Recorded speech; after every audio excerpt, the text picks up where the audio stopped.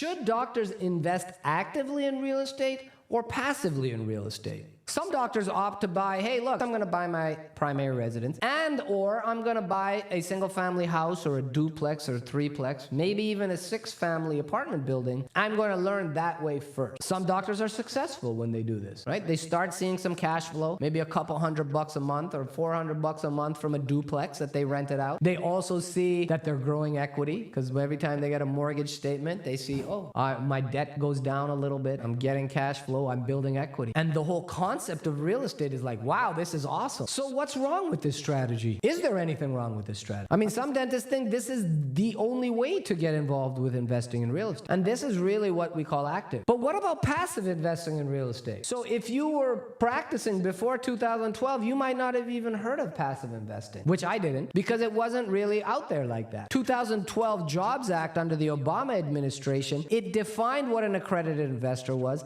and it also made exemptions for private offerings in real estate. This opened up a whole new world of private offerings for accredited investors.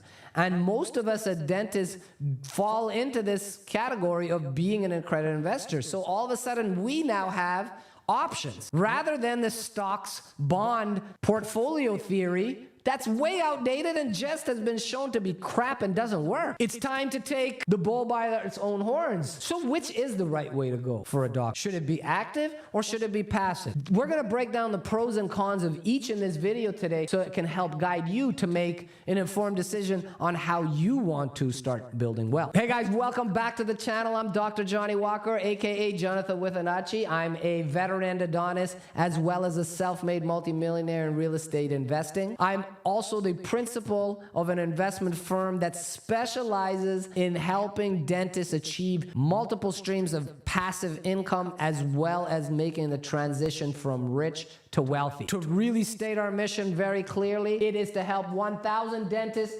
become truly financially free through passive investment in real estate, and we hope that you will be one of them. The benefits of real estate for me have been many. Real estate has treated me very well. I went from an overworked, burnt out endodontist working 45 hours a week to a endodontist that loves his profession again, works part-time, and has the ability to travel 6 to 8 times per year and spend enormous amounts of time with his children and his family, as well as help educate his fellow dentists. It makes my life worth living when I'm able to step back and do things that I'm passionate about.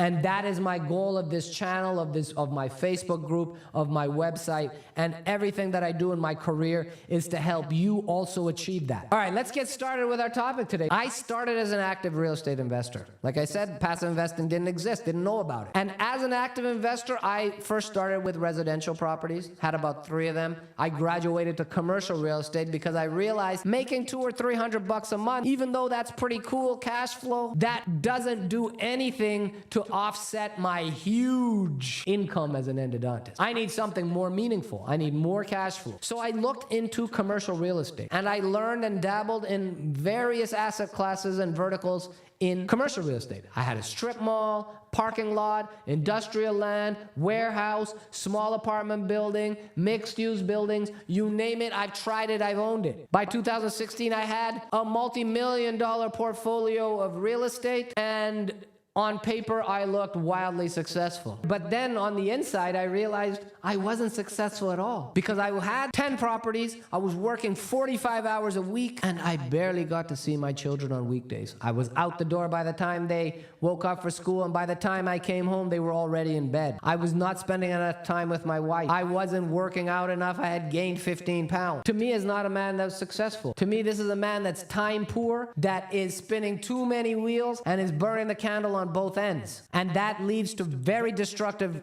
things. Fortunate for me, I discovered the world of passive investing. I went all in. I sold my entire portfolio except for 2 properties and transferred all the equity that I gained into passive investments. And I haven't looked back since. Well, in this video, I'm gonna break down the pros and cons of each, and you decide what's right for you. The pros of active investing: you have higher control of the property. You have the ability to decide what happens to the property. You have the ability to choose which property you want to invest in, which neighborhood, which geographic location. You have the ability to choose what type of property. And then if there's a renovation, if say it's a fix and flip, hey, I want to buy this and flip it, you have the ability to choose and pick the colors for the paint. Manage the construction staff if you're not doing it yourself. Manage the general contractor who's making the thought. So you have a greater degree of control. Number two, potentially higher returns. And I say potentially because technically as an active investor, if you don't have other investors, not a syndication, not a passive investment, then you get to keep a lion's share of the profit. Assuming that there are profits and assuming that you have the ability to make the property profitable, then you can potentially get higher return. Number three, sweat equity. This is what general partners get paid for in a passive investment. Because in a passive investment, we aren't the ones actually doing the work. But by doing the work,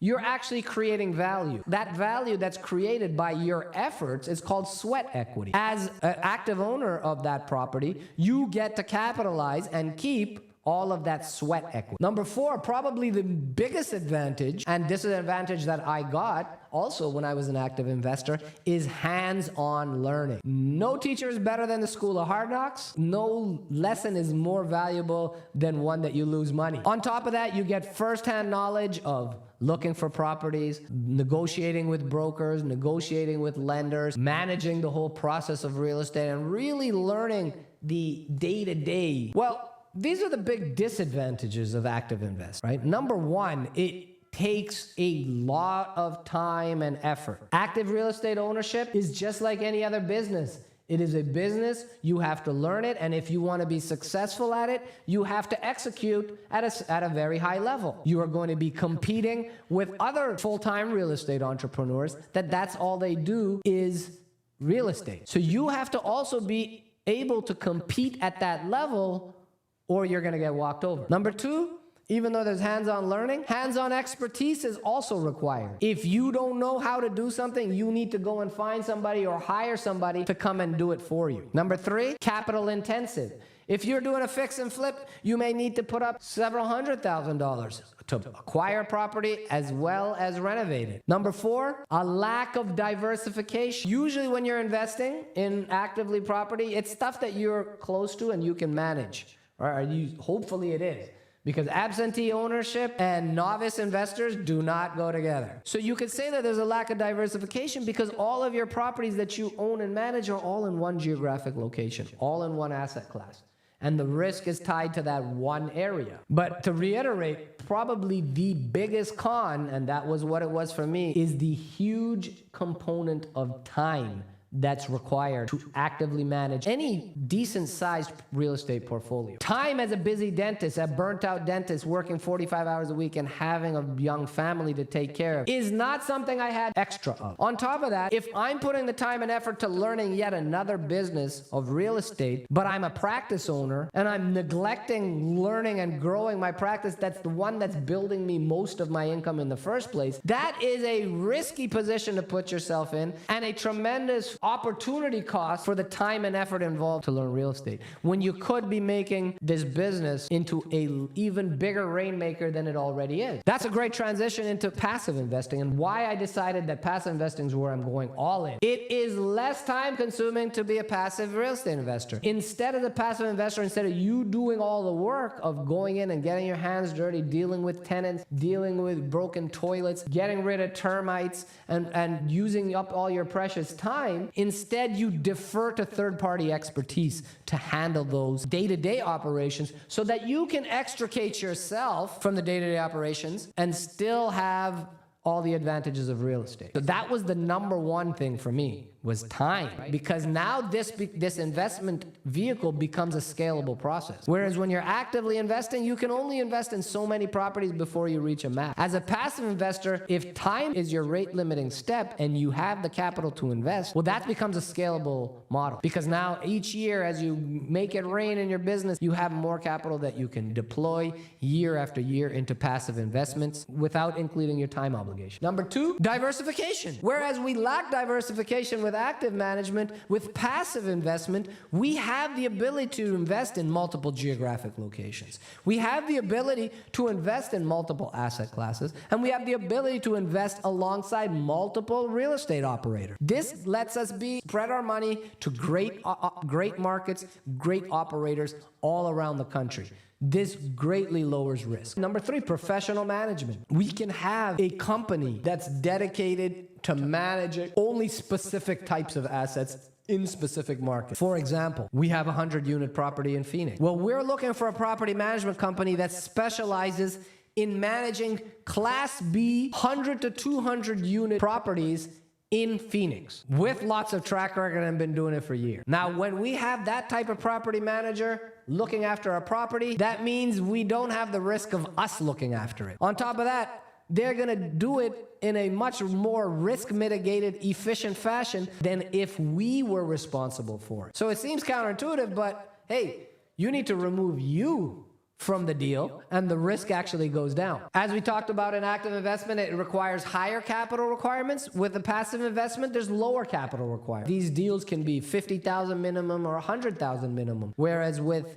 a active investment, there is no minimum. There's no maximum either, because you don't know what type of things you're gonna run into, and you need to put even more cash in. Non-recourse loans. As a limited investor or a limited partner or passive investor, you have no liability to pay any loans. Your liability is limited only to your invested capital. So if, for example, they foreclose, the bank forecloses, well, they can't come after you for the loan. You don't have to give a personal guarantee. You don't have to put your personal name on. Whereas when you're buying actively, you 1000% will have to personally guarantee that loan, and you tell the bank, hey, look, if I don't get money from the property, well, I have this big job with big income, and I'll make the payment with that, right? That's called a recourse loan. And the more of those type of loans, imagine if you have 10 of those loans, where you have 10 properties that you have on your personal balance sheet as personally liable for. This is a strategy fraught with risk. In the passive investment, you don't have this level of risk. As a passive investor, your natural position is passive in that deal. You put the capital, and that is the extent of your participation. All right, guys, so that's it for today. I hope that video was short and sweet. Hope you got a ton of value from it. If you did, make sure you smash the like button. And if you haven't subscribed already, please subscribe now. Share this with some of your colleagues that you think would gain value from this or just need to hear this information. To keep adding rocket fuel to your wealth building process, click on the next video. And until next time, I'm Dr. Jonny Walker, aka Jonathan Withananchi. Take care of yourself and each other.